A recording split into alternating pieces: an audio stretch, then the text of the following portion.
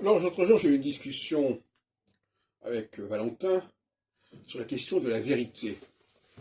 On en reparlera d'ailleurs samedi. Il y a des gens qui n'ont pas accès à la vérité.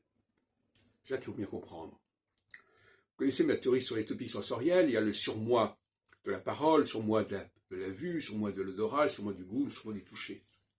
Et ça dépend de la spécificité sexuelle, ou homosexuelle d'ailleurs. Et donc, par conséquent, quelqu'un qui n'a pas un véritable surmoi de la parole ne sait pas ce que c'est que déterminer l'erreur, n'est pas alerté par l'erreur.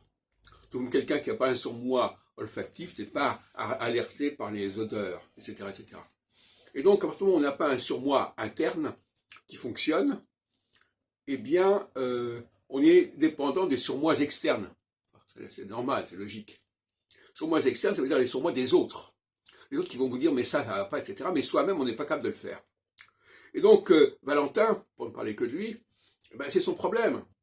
N'ayant pas accès lui-même à la vérité, parce qu'il n'a pas un logiciel qui lui permet d'accéder à la vérité, et même à déterminer ses propres erreurs, eh bien, il va s'accrocher à la Bible, à Dieu, en disant c'est Dieu qui a la vérité, etc.